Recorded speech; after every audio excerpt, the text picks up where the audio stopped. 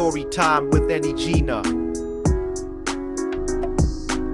I had never seen a man fall from grace quite like Pastor Nathaniel. People in the town still talk about it in hushed tones, as if they are afraid to speak his name out loud. But I can't help but wonder how many people are still out there, somewhere, still holding on to the faith he led them to, the same faith that betrayed them. Sometimes, I wonder if the scars left behind will ever truly heal. I remember, before the darkness crept in, how easily he could draw a crowd. When I first joined the congregation, it wasn't just the power of his words that struck me. It was the energy that surrounded him, the magnetic force that seemed to fill the room whenever he spoke. The church would hum with this strange, undeniable fervor. It wasn't like any other church I had been to, where the preacher stood behind the pulpit and read from the Bible, occasionally raising their voice to emphasize a point. No, Nathaniel's sermons were performances. They were orchestras of faith.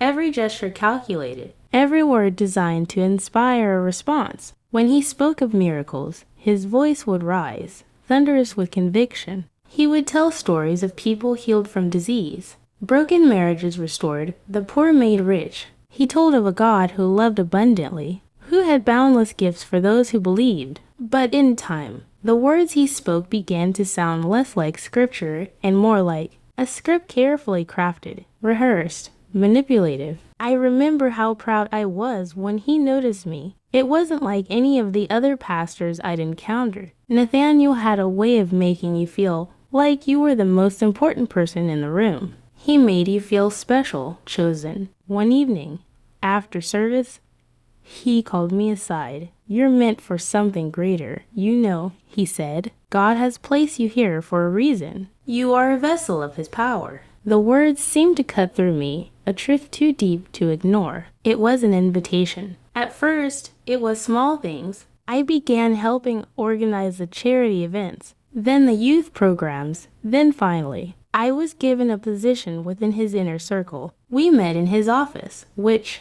despite being in a small town, was surprisingly grand. Gold-framed pictures of the pastor with influential figures, politicians, and business magnates hung from the walls. He never liked to talk about those meetings, but I learned early on that the relationships he built outside of the church were as important as the ones he cultivated within it. He wasn't just a man of God. He was a man of connections, a man who knew how to use people, how to get them to do what he needed.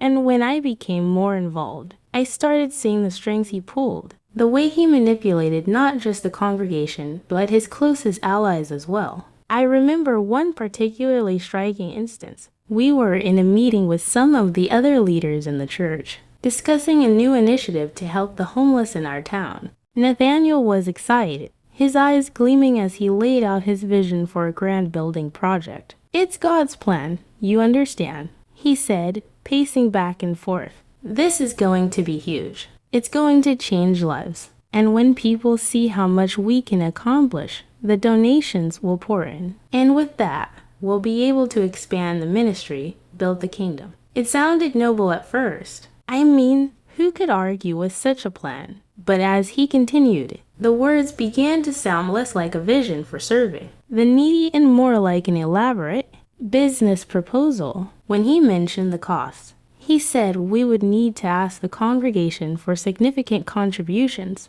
He was, of course, going to spearhead the fundraising efforts personally, but he needed all of us, those of us closest to him, to be on board, to use our influence to encourage others to give generously.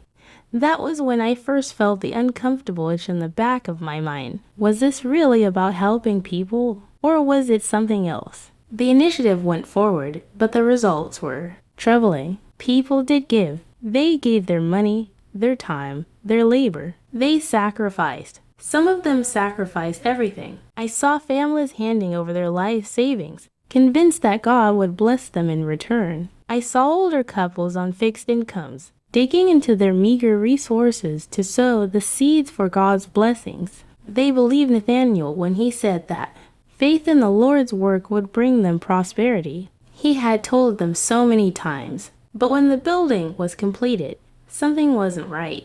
The vast new facility, designed to house the homeless, was never used for its intended purpose. Instead, it became a place for expensive events, fundraisers that catered to the elite, a place where only the wealthy could walk through its doors. The homeless, who had been promised a safe haven, were pushed to the side, left out of the equation entirely. I remember one night walking past the facility, seeing the lights dim in the grand hall as I passed by the homeless shelter down the street. The contrast was stark. I felt the weight of it in my chest. Something was off, terribly off. But Nathaniel had a way of justifying everything, every misstep, every discrepancy, every lie. It's all part of God's plan, he would say with that smile of his so sure, so smooth, as though he had thought of everything. But deep down, I began to feel it, the sense that this was not the work of a man serving God. This was the work of a man serving himself. The tipping point came when I overheard Nathaniel speaking to one of his close associates in private. The conversation was casual at first, nothing unusual, but then the tone shifted. The words that followed sent chills down my spine. "We've done well. The people have given as they should. Now it's time for the next phase. Let them believe we're building, but we're actually expanding. Expanding influence. We'll double our take, triple it."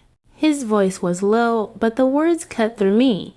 "And when they see how much we're giving back, when we show them just enough charity, it'll keep them hooked. We'll have them forever." It was then that I realized something terrifying. This wasn't about faith. This was about control. He had built an empire on their trust, on their need for hope. And now, with that trust in his hands, he was ready to use it to line his pockets. I confronted him that night. I remember standing in his office, the scent of expensive cologne heavy in the air, the dim lighting casting shadows on his face as I asked, point blank, "What are you doing with the money, Nathaniel?" He smiled at me, a smile so warm, so disarming, that for a moment I doubted myself. "You're just concerned because you don't see the bigger picture," he said. "But everything we're doing here is for a purpose. You'll understand in time." But I never did. The more I questioned, the more I saw the ugliness behind the facade, the more I saw how deep the lies went.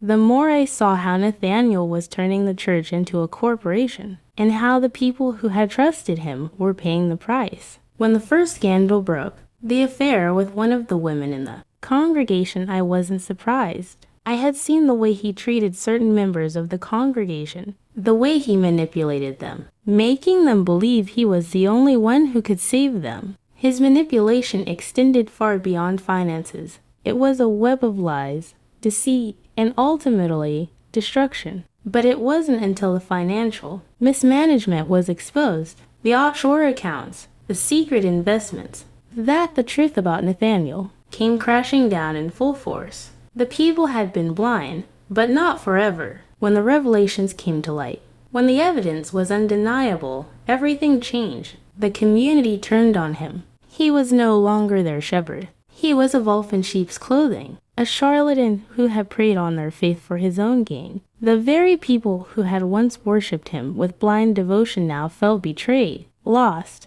confused, broken. But for me, the hardest part was seeing the damage he had caused. People who had given everything, only to be left with nothing. Dreams shattered, faith fractured. Some never recovered from it.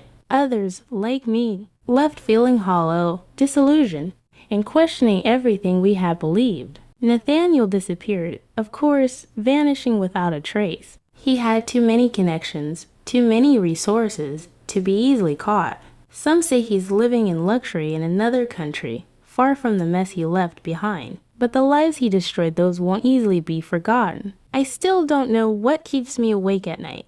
The faces of the people he hurt, the empty promises he made. Or perhaps it's the knowledge that there are still others like him out there, waiting to find new followers, new prey. I will never forget Nathaniel's fall from grace, nor the lessons I learned the hard way about faith, about trust, and the danger of letting someone else speak for God. The scars are deep, but the healing, I hope, will come with time. For some of us, it already has. For others, it may never come. And for Pastor Nathaniel, he's nothing more than a name in the past, a cautionary tale. But his legacy will forever linger.